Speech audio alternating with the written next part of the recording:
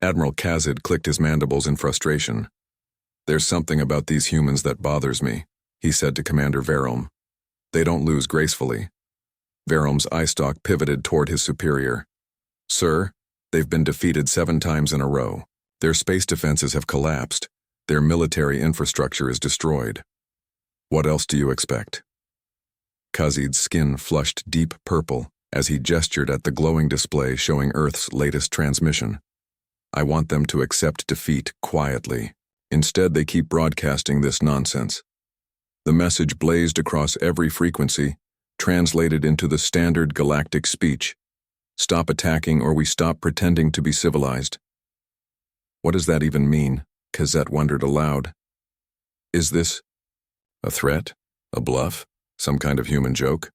We've conquered 18 species across 12 star systems. Not a single one has responded to guaranteed defeat this way." "Perhaps it's just panic," Willem suggested. "Their communication network still functions partially. This might be a desperate faction trying to salvage something." Admiral Kazid waved his antenna dismissively. "Our intelligence shows this came straight from their United Earth Defense Council. This was their official response." "Should we acknowledge it?" Verrill asked hesitantly. "No," Kazid said firmly. "Continue with the plan. Launch the 9th assault wave to destroy their remaining ground forces.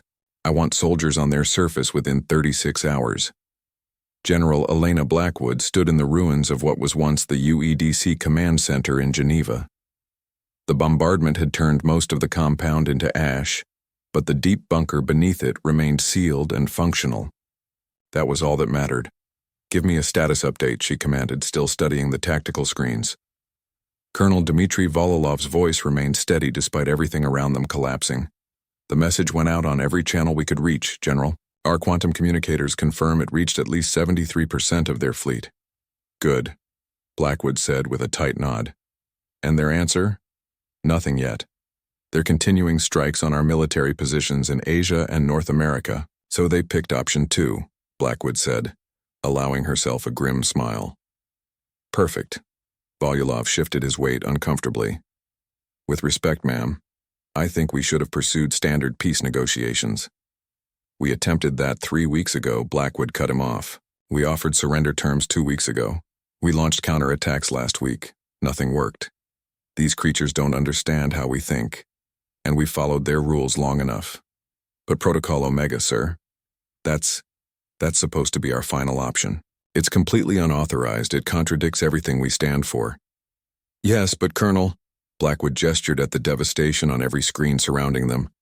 "We're already living in a worst-case scenario. The civilian death toll will be catastrophic if we don't move now. If we don't, there won't be any civilians left when these aliens take over. The Kravage don't separate military targets from civilian ones. We've seen what they do to conquered worlds. But using Project Lazarus violates our fundamental principles. Our laws. It violates what we've been pretending to believe in," Blackwood corrected. "Humanity has hidden our true nature for 300 years, Colonel. We've obeyed galactic rules about warfare. We've tried to be model citizens, and it brought us to extinction's doorstep." She tapped commands into her pad, and a new display materialized. "Do you know why we named it Project Lazarus?" "Because it raises the dead," Volulov answered quietly. "Because it resurrects what we buried and tried to destroy in ourselves," Blackwood replied, her voice hard. She locked her eyes on his. "Activate Protocol Omega. Authorization code Blackwood Tango Sierra 91. "Understood, General," Volulov whispered. He moved to the main console and started the sequence. Blackwood watched the data begin flooding in across every screen. Time to show the galaxy what we really are. Fleet Commander Dizarok was reading bombardment reports when his sensor officer's voice pitched high with alarm. "Commander, we're detecting unusual energy signatures from the planet." "What kind of signatures?" Dizarok demanded, moving to the sensor displays. "Unknown, sir. Nothing in our database matches them, and they're coming from everywhere." "Everywhere?" "Literally everywhere. Every continent, every ocean, the polar regions, every single location at once." Dizarok's mandibles clicked nervously. "Put it on the main screen." The holographic view of Earth materialized, then suddenly erupted into thousands, millions of tiny pinpoints of light. They pulsed in rhythm, their pattern creating a web that covered the entire planet. "What in the 7 moons?" Dizarok muttered. His communications officer cut in. "Sir, we're getting a transmission from down there." The display shifted to show a human woman in military uniform. Her clothes were black and unmarked except for one symbol, a phoenix rising from flames. "This is General Elena Blackwood of Earth's Lazarus Protocol," she said, her voice unnervingly calm. "We warned you. You gave us cryptic nonsense as a warning," Dizarok replied. The woman's mouth curved upward into what their briefings called a smile. But this version held no warmth whatsoever. "Then let me be clear. For 3 centuries, humanity has held itself back following your rules, trying to be civilized by your definition. That ends today." "Your threats mean nothing," Dizarok said. "Your military is crippled. Your space defenses are gone. You've already lost." "Had," Blackwood corrected, using the past tense. "We've seized control of your weapons systems across the entire fleet, and to be direct, we didn't come to negotiate." She gestured, and a new display appeared beside her image. Technical data, weapons specifications, deployment information that made no sense to him. "Let me explain something, Commander. Humanity's history is complicated. We spent millennia trying to exterminate each other before we finally united. When we did, we made a choice to bury our most dangerous military technologies and approaches. We created the United Earth Defense Council to keep our armed forces within acceptable ethical limits, and we created Protocol Omega as insurance," Blackwood continued. "It's a hidden network spread across our world. Weapons platforms, research centers, personnel, all dedicated to advancing technologies we publicly abandoned. Technologies most of our own people don't even know exist." As if on cue, his sensor officer shouted, "Sir, those energy readings are intensifying. They're penetrating our systems somehow." "That's impossible," Dizarok snapped. "Our security is based on technology we shared with the galactic community. We deliberately didn't upgrade those systems because we anticipated this day might come," Blackwood interrupted. Throughout the command bridge, displays flickered and went dark. The ship's lights dimmed, then steadied at half power. "What have you done?" Dizarok demanded, fear entering his voice for the first time. "We've activated a subspace resonance field that targets your neural networks, both biological and artificial," Blackwood explained matter-of-factly. "Right now it's merely disrupting your ship, but we could adjust it to attack your nervous systems directly." "That's barbaric," Dizarok protested.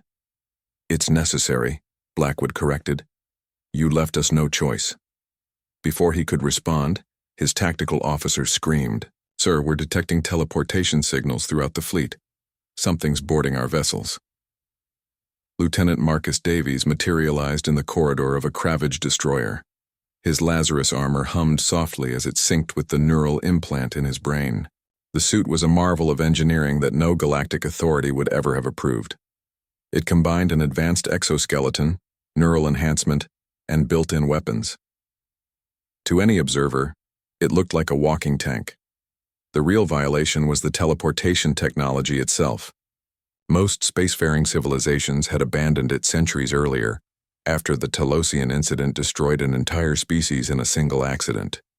Humanity had officially done the same while secretly perfecting it under Protocol Omega. Lazarus Alpha. In position, Davies subvocalized. His words transmitted directly through the neural link to command. "No enemies yet. Copy that, Alpha." The response arrived in his mind. Beta through Echo teams report successful arrival. Secure engine rooms, command centers, and weapons control first. Secondary objective is gathering intelligence. Lethal force approved, but capture prisoners when possible. Understood. Alpha team advancing. Davies signaled to his 5-person squad, and they moved silently through the alien ship. Their armor's camouflage blended perfectly with the organic metal walls. Their helmet displays highlighted the best routes forward and marked potential dangers based on real-time data from millions of nanodrones they'd released when they arrived. "Contact 30 meters ahead," Lieutenant Jen reported. 4 hostiles. Standard patrol formation. Davies nodded. Non-lethal takedown. We need intelligence. The squad split into practiced positions. Davies and Jen approached from the front while the other three circled around through side passages to flank their targets. As they rounded the corner, Davies saw the lead Kravage guard's mandibles drop in shock. These aliens had clearly never imagined seeing humans aboard their vessel, much less ones in armor that looked like something from the science fiction entertainments that had been popular before the invasion. "Hello," Davies said casually, and the suit's translator converted his words to the clicking, chittering language of the Kravage. "Nice vessel you've got. Mind if we borrow it?" The guards raised their weapons, but they were already too late. Electromagnetic pulses from the team's armor fried their firearms before they could shoot. The rest of the squad struck from behind with stun weapons, and all 4 aliens collapsed unconscious within seconds. "Bind them. Prepare them for questioning," Davies ordered. "Jen, you're with me. Let's get to the engine room." They moved deeper into the ship, encountering and neutralizing more resistance as they went. Davies couldn't help but reflect on the strangeness of it all. 3 weeks earlier, he'd been teaching xenolinguistics at Oxford University. He had no idea Protocol Omega even existed until the Kravage attacked. Then he'd found a hidden activation code buried in his military discharge papers from years ago. Every Lazarus operative had a cover identity, a normal civilian life until the call came. Some had been teachers, engineers, doctors, artists. All had military training they'd received in secret, disguised as vacations or sabbaticals. It was an elaborate deception spanning generations. A hidden army of humanity's most skilled fighters with access to the most advanced weapons ever developed, waiting for the moment when following the rules would no longer work. That moment had arrived. Admiral Kazit stared in horror at the reports flooding his systems. Nearly 40% of the invasion fleet had gone silent in the past hour. The remaining ships reported being attacked by humans using impossible technology. Teleportation, adaptive armor, weapons designed specifically to target Kravage physiology. How, he demanded. How did they conceal all this capability? Commander Willem swiveled all 4 eye stalks toward the Admiral. "Sir, I've been analyzing the data. The humans deceived us. They lied to everyone." "Explain yourself," Kazit ordered. "When humanity entered the galactic community, they presented themselves as a young, still developing species," Willem said. "They welcomed our guidance, adopted our standardized technology, and followed all the rules. But based on what we're seeing now, they were completely dishonest. They were far more advanced than anyone suspected. And not just technologically advanced," Willem continued. "They're tactically brilliant. The boarding parties are operating with incredible coordination. We've never faced anything like their strategies." "But why hide all this? Why the deception?" Before Willem could answer, the command bridge doors hissed open. Both officers turned, expecting security personnel. Instead, 5 humans in black armor entered, weapons aimed at them. "Hello, Admiral," said the lead human, removing his helmet to reveal a dark-skinned face and close-cropped beard. "I'm Lieutenant Marcus Davies. I'll be handling your surrender." "Surrender?" Kazit's mandibles clicked. "You may have surprised us, but this fleet has enough power to reduce your planet to dust." "Had," Davies corrected, using the past tense. "We've taken control of your weapons systems across the entire fleet. We didn't come here to discuss terms." Davies gestured, and the holographic displays activated, showing the Kravage fleet in various states of control. Over half were now highlighted in blue, indicating human control. "But how?" Kazit demanded. "That's a good question," Davies replied, leaning casually against the command console. "One I'll answer since you're going to be our guest for quite some time." Back beneath Geneva, General Blackwood watched the displays with grim satisfaction. Protocol Omega was exceeding her expectations. Within 3 hours, they'd taken control of 82% of the Kravage invasion force. The remaining ships were either disabled or attempting to flee. New report from Lieutenant Davies, Colonel Volulov announced. "Admiral Kazit has been captured. They're moving him to the holding facility in Antarctica." "Excellent," Blackwood nodded. "The data extraction? Complete. We've copied their entire command network. Our AI is processing it now, but early analysis suggests the Kravage were following orders from the Galactic Security Council." Blackwood's expression hardened. "So our theory was correct. This wasn't an independent action. It was authorized. According to the data, we were classified as a potential destabilizing influence after they detected some of our Lazarus protocol testing sites," Volulov continued. "They saw just a fragment of our capabilities, and decided we needed to be eliminated before we could reveal ourselves fully. From their perspective, that wasn't entirely irrational, Blackwood said thoughtfully. Misguided, but not irrational. What happens next, General? Volulov asked. We've beaten back the invasion, but the rest of the galactic community will respond when they find out. They absolutely will respond, Blackwood agreed, but probably not how you'd expect. She turned to look at Davies on the bridge of the captured Kravage flagship. Ready when you are, General, he reported through the comm. Begin Phase 2, Blackwood ordered. Send our message to the entire galactic community. In the Grand Chamber of the Galactic Security Council on Century Prime, representatives from the 23 most powerful species in the known universe were locked in furious debate about the Kravage operation against Earth. The humans must be completely destroyed, insisted Delegate Hazel of the Furian Conclave. Our deep space monitoring detected quantum signatures associated with forbidden technologies. If they advance further, they pose an existential threat. I maintain that this action was premature, countered Delegate Olo of the Tentaran Republic. We had no definitive proof of hostile intent. The Kravage operation was approved based on theoretical projections and historical analysis of human behavior before their unification. The projections indicated that, left alone, humans would inevitably become destabilizing within 50 standard years. His words were suddenly cut off as every screen and projection in the chamber activated at once. A human female in an unfamiliar black uniform appeared, sitting in what looked like a command center. The chamber erupted immediately. Greetings, honored delegates of the Galactic Security Council, the woman said calmly. I am General Elena Blackwood of Earth. I apologize for interrupting your discussion, but since you've been talking about us, I thought we should participate. How is this possible? Hazel demanded.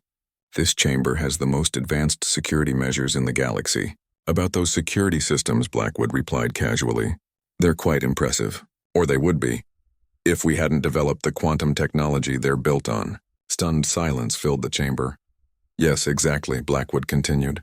When humanity joined the galactic community, we shared certain technologies we'd developed centuries earlier, but presented as recent discoveries. You welcomed them enthusiastically, standardized them, and built your entire infrastructure around them. It never occurred to you to question why we'd give away such valuable advances so freely. What is the meaning of this breach? Demanded the council chairperson, a Moran whose gelatinous form rippled with agitation. The meaning is straightforward, Blackwood replied.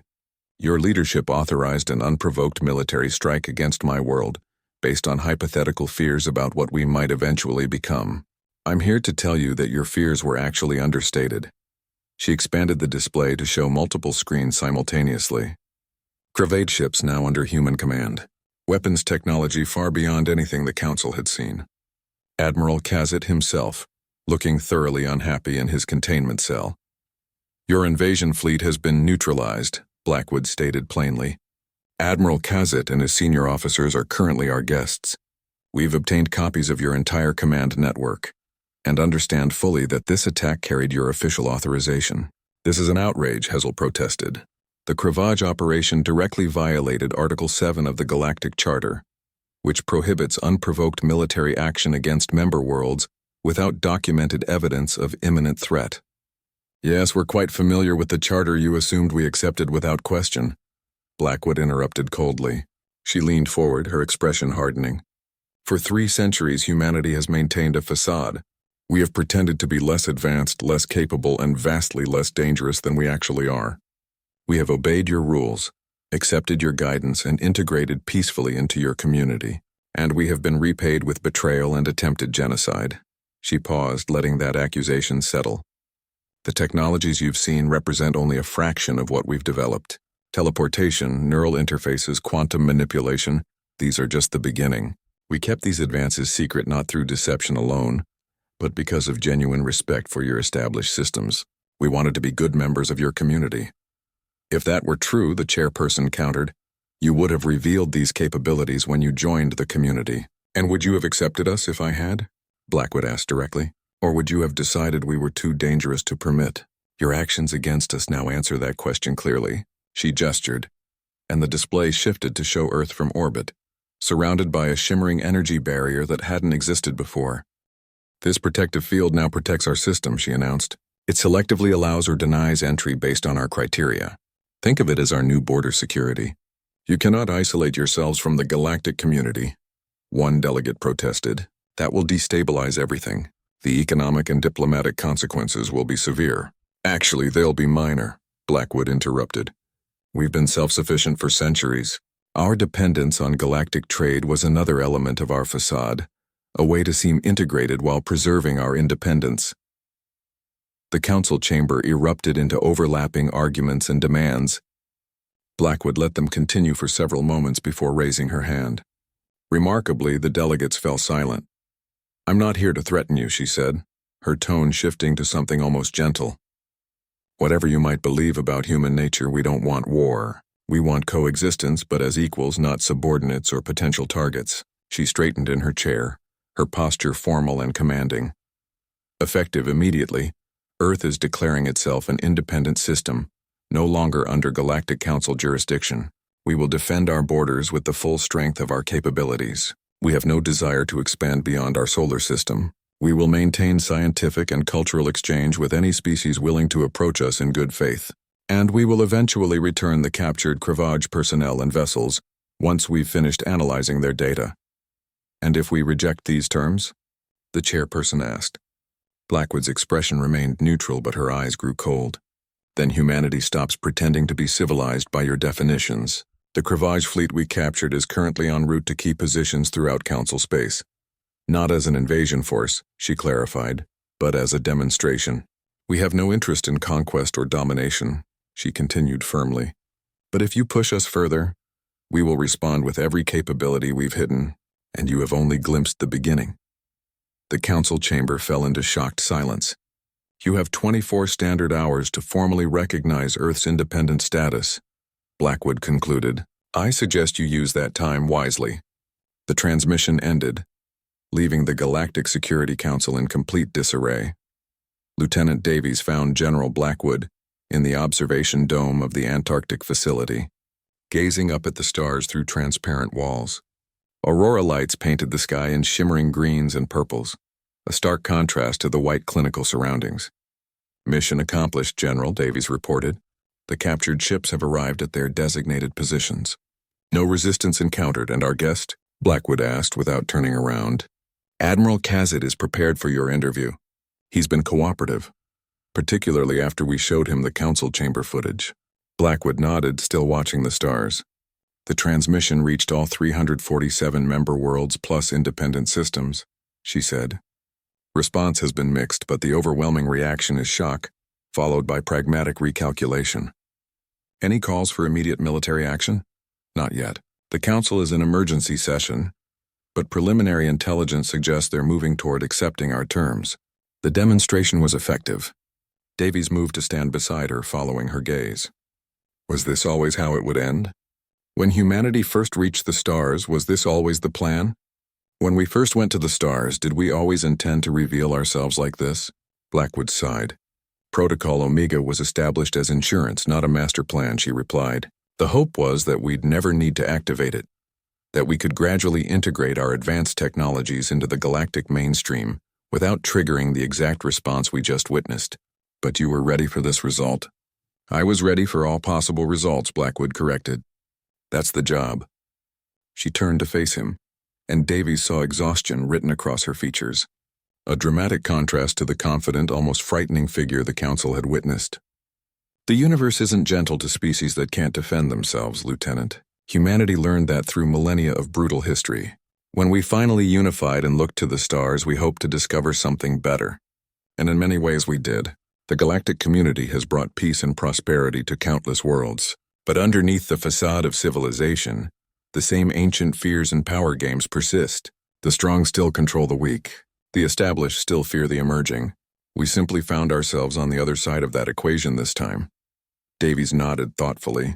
So now we negotiate from strength instead of apparent weakness. We establish new relationships. We gradually and carefully share some of our advancements, the ones that improve lives across the galaxy, without disrupting power structures. And Protocol Omega persists but retreats into the background, Blackwood said firmly. We haven't revealed all our capabilities today. Not remotely. Some knowledge should remain hidden. She gestured toward the exit. Let's go speak with our guest. I believe Admiral Kazit will be essential to what comes next. Admiral Kazit was pacing in his holding chamber when Blackwood and Davies arrived. The chamber was comfortable by any definition, more like high-security guest quarters than a cell. But the force field at the entrance made its actual purpose clear. Admiral, Blackwood greeted him formally. I trust you've been treated adequately. Kazit's mandibles clicked in what Davies recognized as a humorless laugh. Quite well, General. Your hospitality is nearly as astonishing as your military strength. Blackwood nodded to the guard who deactivated the force field. She entered with Davies and the field reactivated behind them. Please sit, she said, gesturing to the seating area. Once everyone had settled, she continued directly. Admiral, your mission failed. The Council's attempt to eliminate us has backfired catastrophically. The question now is what happens next. Kazit studied her carefully with his compound eyes. You've made your position clear to the Council. I assume my fate depends on their response. Not entirely, Blackwood replied. You are following orders, operating within your understanding of galactic security protocols. There's no personal animosity here. How magnanimous, Kazit clicked, clearly surprised. This doesn't match any psychological profile of humans we've developed. Those profiles were based on our public presentation, Blackwood explained. The face we chose to show the galaxy. Like all intelligent species, we contain multiple facets. Clearly, Kazit agreed. But I still fail to understand why you've brought me here. If not to threaten me or celebrate your victory, then for what purpose? Because I have a proposal, Blackwood said, one that could benefit both our species and potentially the wider galactic community. She activated a holographic display between them, showing a star map of the region around Earth and Kravage territory. Your species and humanity have more in common than you might realize. We're both adaptable, resilient, and protective of our interests. We both have histories of internal conflict before achieving unity. We both understand strategic planning. You're suggesting an alliance? Kazit's mandibles clicked rapidly in surprise. After you attempted to conquer my world? I'm suggesting a restart, Blackwood corrected. The Council manipulated your species into attacking mine based on their fears. But those fears stemmed from misunderstanding human intentions. And what exactly are human intentions? Kazit asked. To survive, to thrive, to explore and learn about the universe, to maintain our autonomy without endangering others. Blackwood replied simply. I imagine your species shares similar goals. Kazit was silent for an extended moment, his compound eyes fixed on the star map. The Council will never accept a human-Kravage alliance easily, he finally said. Such a partnership would dramatically shift the balance of power. The balance has already shifted, Davies pointed out. We've demonstrated capabilities that change everything strategically. The real question is whether that shift leads to further conflict or a new stability. Can you truly help achieve this equilibrium? Kazit asked Blackwood. Yes, she replied firmly. As the commander who led the assault on Earth, your perspective carries significant weight. If you return to your leadership with a message of cooperation instead of continued aggression, it provides a pathway forward that avoids further bloodshed.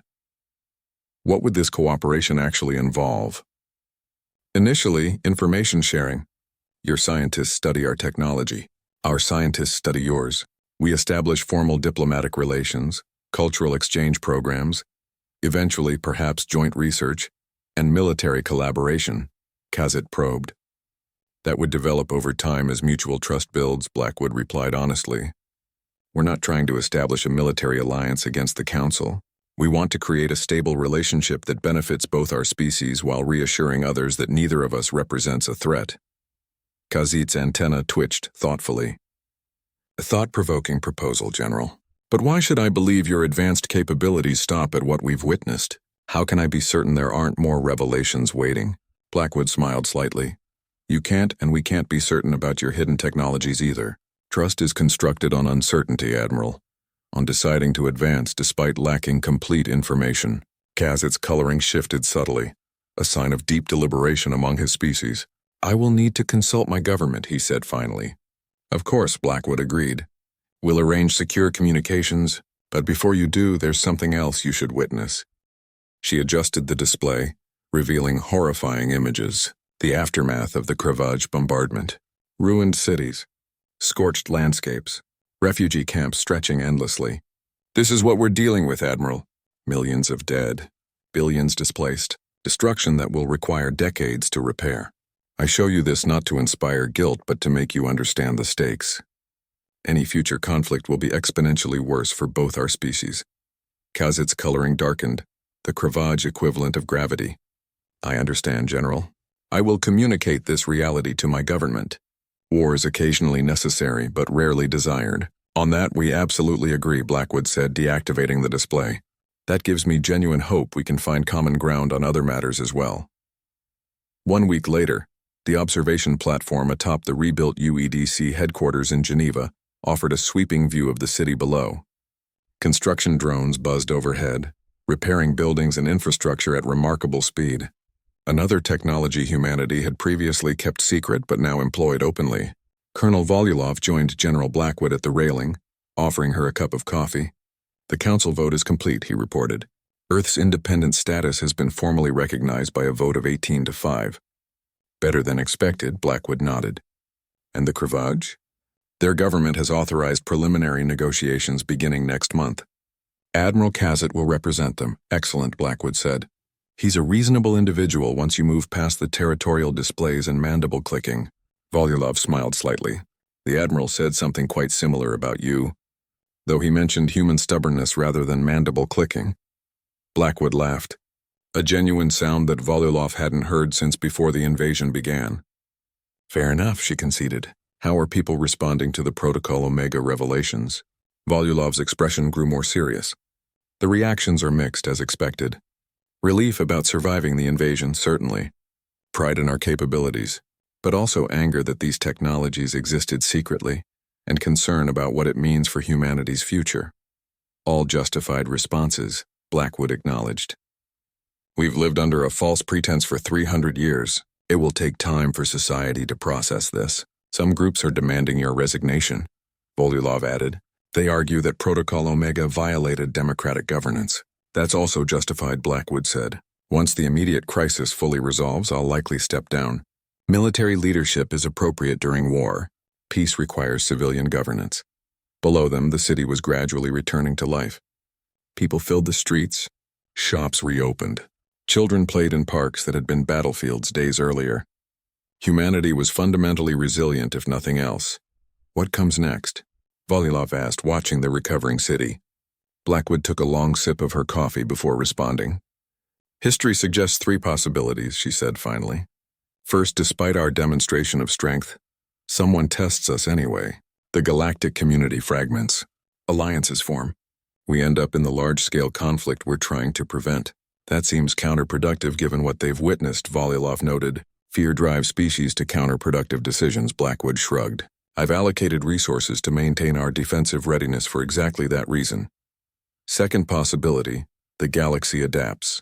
Earth becomes a respected but somewhat feared independent power. Trade resumes under fairer terms. Cultural exchange expands. Scientific collaboration advances as we gradually introduce some technologies to improve galactic quality of life.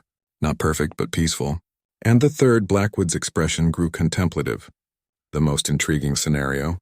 Our revelations force the galactic community to fundamentally reconsider its structure. If we've hidden our capabilities, how many other species have done the same? The current power dynamics rest on incomplete information and widespread deception. That's fundamentally unstable. You think other species will reveal previously hidden technologies? Some will definitely. Others will develop new capabilities now that they understand advancement beyond community standards is possible. The equilibrium is broken. Change is unavoidable. That sounds dangerously destabilizing, Volulov frowned. Change is always destabilizing, Blackwood agreed. But it's also essential. The system that permitted an unprovoked attack on Earth was fundamentally corrupted. Perhaps whatever emerges next will be improved. Their discussion was interrupted by a soft alert. Volulov checked his device. Lieutenant Davies has arrived with the Kravage Advanced Diplomatic Team, he reported. They're waiting in the conference room. Blackwood finished her coffee. Time to work, she said. The conference room grew quiet as Blackwood entered, flanked by Volulov and 2 other UEDC officials. On the opposite side sat Admiral Kazet, now wearing formal diplomatic attire of the Kravage government. Accompanied by 3 representatives of his species, Admiral Blackwood greeted him with a slight head bow. or should I say diplomatic envoy Kazit. The Kravage's mandibles clicked in what humans were learning to recognize as their version of a genuine smile. The promotion surprised me, I confess. It seems my failure has been reframed as an opportunity. Failure frequently contains the potential for advancement, Blackwood offered. I appreciate your willingness to return to Earth under these altered circumstances. The High Command was convinced by your reasoning and by the reality of your capabilities, Kazit acknowledged. We prioritize adaptation above all else, a quality we share, Blackwood replied, taking her seat. Shall we proceed? For 3 hours they constructed the framework for what would eventually become known as the Earth-Kravage Accord. It was a remarkable document, not merely for its substance but for how swiftly and seamlessly both parties worked together. Each side approached the process with a mixture of strategic thinking and genuine interest in the other. When they finally broke for refreshments, Blackwood found herself standing beside Kazit at the viewport overlooking Lake Geneva. Your world is beautiful, Kazit commented. I regret my initial experience involved targeting systems. We're resilient, Blackwood replied. We recover. Your species will as well. Blackwood considered his words. Recovery takes different forms. Physical reconstruction is already advancing rapidly. Psychological recovery will take much longer. Trust will take even longer still. And trust is essential for what we're attempting, Kazit observed. Precisely, Blackwood agreed. Which is why transparency is critical moving forward. The old strategy of concealment and facades created conflict. We need a new approach. Kazit's antenna twitched thoughtfully. The Kravage have a concept, he said. Klur. It's difficult to translate, but it roughly means strength revealed permits peace. An apt philosophy for our situation, Blackwood nodded. My government instructed me to ask a specific question, Kazit said, his tone becoming more formal. One that may determine the future of our relationship. Go ahead. Project Lazarus and Protocol Omega. These were clearly defensive responses to our assault. But what regarding humanity's long-term ambitions? With capabilities like yours, expansion would be tempting. Blackwood turned to face the Kravage envoy directly, recognizing the critical nature of this moment. Humanity spent millennia expanding across our own world, frequently at the expense of other humans and countless animal species. We nearly annihilated ourselves through those conflicts. When we achieved unification, we made a deliberate choice. We focused our ambitions upward, toward the stars, but through exploration and comprehension rather than subjugation. She gestured toward the stars, just becoming visible as evening arrived. Our objective isn't territorial conquest, Admiral. It's discovery and understanding. The universe is incomprehensibly vast. Why expend energy on conquest when such immense knowledge awaits? The Kravage studied her with all 4 eye stalks. A noble philosophy, General, but history demonstrates that capabilities eventually find expression. They already have, Blackwood said. The technologies we've kept secret weren't developed for conquest. They were developed to transcend limitations, distance, comprehension, physical form itself. We've been exploring the universe in ways your community hasn't imagined, entirely within our solar system. Kazit's color shifted to a shade indicating deep surprise. You're describing dimensional exploration, consciousness transfer, phenomena your community prohibited without thorough understanding. Blackwood acknowledged. We've advanced areas of research that your communities labeled dangerous, without actually studying them carefully. The risks can be managed through appropriate protocols, much like we've safely managed teleportation technology despite the community's reaction to past accidents. This isn't what my government prepared for, Kazit admitted. Perhaps our initial demonstration should involve showing rather than explaining, Blackwood suggested. Would your delegation be interested in touring one of our research facilities? Not a military installation, but a scientific one. Let us show you what humanity has genuinely pursued all these centuries. Kazit's outer shell flushed with shifting colors, moving from uncertainty to fascination. I'll need to consult with my superiors, he said. Of course, Blackwood agreed. Take all the time you require. 3 days later, Admiral Kazit stood in the observation chamber of the Prometheus complex, hidden beneath the surface of Mars. The facility had been invisible to galactic orbital sensors through technology that bent light and scanning frequencies, making it appear as natural terrain. This is unexpected, the Admiral admitted, watching as human researchers worked in the vast chamber below. They were interacting with what appeared to be doorways of some kind. shimmering portals that opened onto landscapes that couldn't logically exist on Mars. What you're witnessing represents 5 centuries of research, explained Dr. Layla Kapoor, the facility's director. These are dimensional gateways, openings to parallel universes that exist alongside our own. The community banned this research after the Voltarian collapse, Kazit noted, though his tone held fascination rather than accusation. The Voltarians attempted to construct alternate dimensions, Dr. Kapoor corrected. We're simply connecting to dimensions that already exist. The distinction is both philosophical and practical. Lieutenant Davies, serving as the Admiral's escort, added, it's comparable to the difference between attempting to construct a new house while standing in the original, versus finding a door to an already completed house nearby. Kazit's antenna twitched with interest as he observed a research team return through one of the portals, meticulously gathering specimens and information from the other side. And the purpose of this research? He asked. Knowledge, Dr. Kapoor answered simply. Comprehending reality's fundamental nature, uncovering principles that could revolutionize energy production, medicine, and countless other fields. But not weapons? Kazit pressed. Dr. Kapoor's demeanor became solemn. Admiral, if we sought weapons, we've had access to forces capable of shattering planets for more than 2 centuries. We haven't employed them because our goal isn't destruction or domination. She gestured at the chamber. This facility represents humanity's genuine ambition, transcending ordinary limitations, comprehending our universe's full complexity. The military technologies you encountered during your invasion were developed as protection for this work, not as our primary goals, Davies added. Yet you concealed everything, Kazit observed. Because the community wasn't prepared, Davies replied. Your reaction to merely hints of our capabilities confirms that. Dr. Kapoor nodded. But now that circumstances have forced transparency, we must decide. Continue hiding or attempt something more ambitious, distributing our discoveries among species prepared to explore them openly. Beginning with the Kravage, Kazit clicked, his compound eyes fixed on the portals. Why not? Blackwood said, entering the observation chamber. Your species values adaptation and pragmatism. You grasp survival necessities. And you've just learned firsthand how dangerous blind adherence to community rules can become. A diplomatic phrasing for saying we attacked you based on incomplete intelligence and outdated assumptions. Kazit noted dryly. Exactly that, Blackwood smiled, which makes you ideal partners for what comes next. And what comes next, General?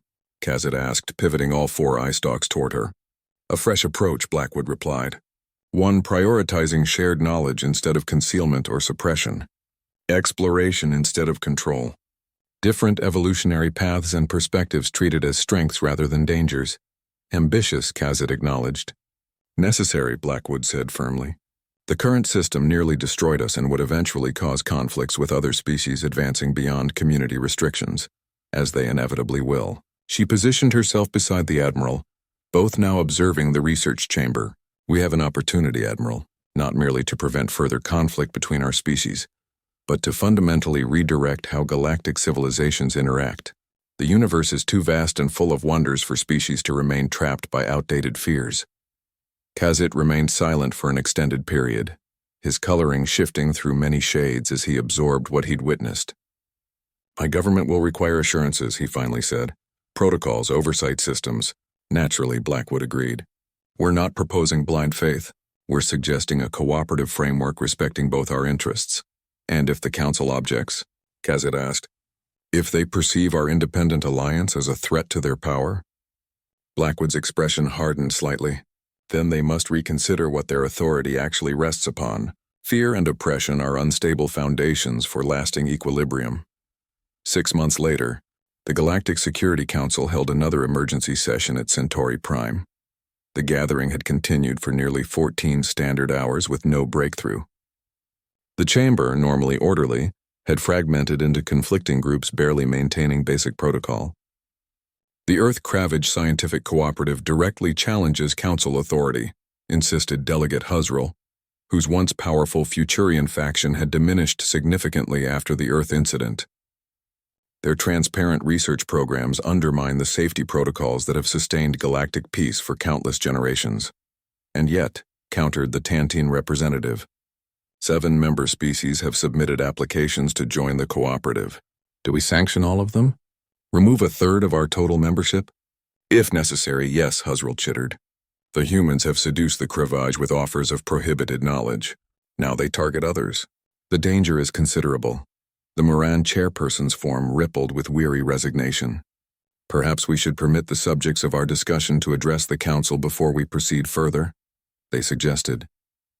At the chairperson's direction, the central platform activated, projecting holographic images of General Blackwood and diplomatic envoy, Kazit. General. Envoy, the chairperson acknowledged. The council has raised considerable concerns regarding your initiative. So we're told, Blackwood replied calmly, though discussion seems generous terminology for the chaos occurring in your chamber.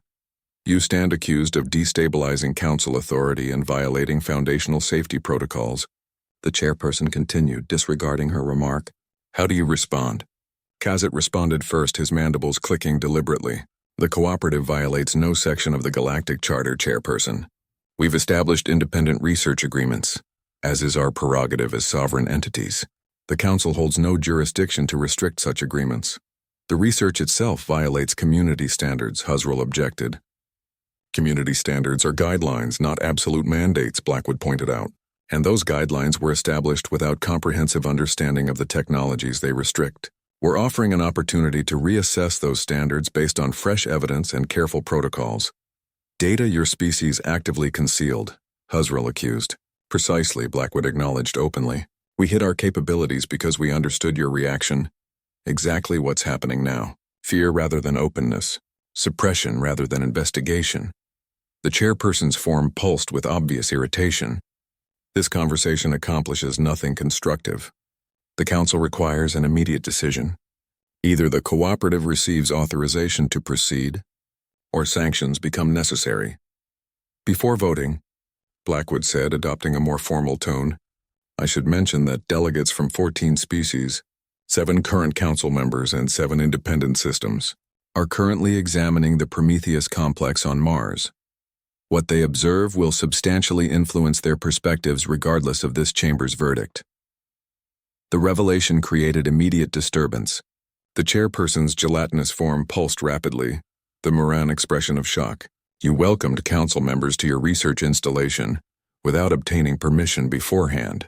They asked for access and we permitted it, Kazit corrected. That's their sovereign right. The cooperative operates through transparency and mutual consent, principles this council might consider embracing. Before the chairperson could respond, alerts began sounding throughout the chamber. Council members' communication devices activated simultaneously, receiving messages from their home governments. What's occurring? The chairperson demanded. It appears your representatives have concluded their tour and are distributing their observations, Blackwood said tranquilly. During the following several moments, the council chamber descended into barely restrained mayhem. Species that had vigorously opposed the cooperative began receiving directives from their governments to reconsider their positions. Some were summoned back entirely to be replaced by representatives better aligned with the evolving political circumstances. This constitutes manipulation, Husrell accused, even as his own device chimed with messages from the Futurian conclave. This is progression, Kazit corrected, something every successful civilization must learn to navigate. The chairperson, recognizing the dramatic shift in political reality, made a pragmatic choice. We are adjourning for 24 standard hours, they announced. We will reconvene after consulting with our respective governments. As the projections of Blackwood and Kazit faded, the chairperson remained in the emptying chamber, their form undulating with possible apprehension or perhaps, just possibly, genuine curiosity. 1 year later, General Blackwood stood in Geneva at the rebuilt UEDC headquarters. The observation platform that once hosted a serious conversation between Blackwood and Vololov had transformed into a reception area. Representatives from 28 species mingled beneath the evening sky, Earth's moon glowing silver overhead. Davies, now promoted to captain, located Blackwood at the railing, momentarily removed from the gathering. Impressive turnout, he commented, joining her. The Ziloyans just arrived. That's now 4 former council leadership species officially participating in the cooperative. What about the Furians? Blackwood asked. Still maintaining public distance, but they've sent 3 observation delegations during the past month. Soon enough, Blackwood nodded, her eyes moving across the assembled crowd. Humans and aliens conversed in small clusters, their translators occasionally struggling with specialized technical terminology that didn't previously exist in shared languages. "Did you ever imagine we'd reach this point?" Davies asked. "When you activated Protocol Omega, did you anticipate this result?" "Not in these specific details," Blackwood admitted. "The survival scenario was statistically most probable. The isolation scenario was well prepared." She gestured toward the gathering. "This was always the ideal outcome." "Speaking of ideals," Davies said, "the Civilian Oversight Committee is requesting information about your intentions following the transition." Blackwood smiled faintly. "They're wondering if I'm finally departing." The language they used was transitioning to an advisory position, Davies corrected with diplomatic care. "Tell them yes," Blackwood said. "The moment feels appropriate. Emergency operations have concluded. The cooperative functions independently now. Frankly, I'm exhausted from representing humanity's profound deception." "Not deception," came a recognizable chittering voice, strategic revealing. They turned to find Admiral, now High Envoy, Kazit approaching, his outer shell bearing the formal colors of both the Kravage government and the cooperative. A diplomatic reframing, Blackwood smiled. "I appreciate the sentiment. The Moran chairperson has just touched down," Kazit informed them. "Their inaugural official Earth visit. A remarkable gesture," Davies noted. "Would have been inconceivable a year ago." "Tremendous transformation occurred during that year," Kazit agreed, "including the possibility that Kravage and humans would become partners following an attempted conquest. Major shifts frequently emerge from our greatest crises. Should we recognize them as transformation opportunities?" Blackwood said. Their exchange was interrupted as Dr. Kapoor arrived with scientists from multiple species. "General, we're prepared for the exhibition whenever you're available," she said. Blackwood nodded. "Certainly." The group proceeded to the platform's center where a small apparatus had been installed. Dr. Kapoor activated it, and a miniature dimensional gateway materialized, resembling the larger versions in the Prometheus complex but considerably smaller. "This is the first portable dimensional gateway device," Dr. Kapoor described to the assembled dignitaries, crowding around the innovation representing collaborative research among 7 cooperative members. "It symbolizes technological progress and a revolutionary approach to comprehension itself." As the scientists began detailed technical exposition, Blackwood discovered herself positioned between Davies and Kazit, slightly detached from the central focus. "You know what actually bothers me about humans?" Kazit clicked quietly, echoing words from that critical moment aboard his flagship. Blackwood raised an eyebrow. "What's that?" "They somehow manage to be unpredictable," the Kravage said, his mandibles moving in their version of an authentic smile. "Just when you believe you comprehend them, they shock you again." "That's not exclusively human," Davies countered. "All intelligent life shares that trait. Constantly shifting, perpetually advancing." "Possibly," Kazit acknowledged. "But humans seem particularly accomplished at it." "We've had considerable practice," Blackwood said, her gaze traveling from the demonstration toward the stars above. "Centuries and centuries of it." Evening arrived and the gathering gradually moved indoors. Blackwood stayed alone on the platform, observing city lights below and stars above. A year earlier, those stars had seemed like distant points separated by an invisible barrier of galactic restrictions and humanity's own secrecy. Currently, they signified potential, emerging comprehensions, fresh partnerships, unexpected frontiers. The entrance behind her slid open and Colonel Volulov joined her at the railing. "The Moran chairperson is requesting your presence," he said. "They mentioned formalizing the Council's fresh relationship with the cooperative." "I'll be there momentarily," Blackwood nodded. "They're also stating this marks your concluding official responsibility before transitioning to civilian management," Volulov added. "How does that feel?" Blackwood contemplated the inquiry, surveying the city that had recovered after near-total destruction. Physically, it symbolized humanity's progression, devastated then rebuilt, yet carrying knowledge and resilience forged through adversity. "It feels appropriate," she said finally. "We've kept our genuine capabilities hidden for 3 centuries. We demonstrated them during a single year. Currently, we must transition beyond capabilities toward possibilities. And Protocol Omega," Volulov asked softly, "remains operational," Blackwood said firmly. "Trust is expanding, but existence remains full of surprises. We'll preserve our safeguard, simply more openly than previously."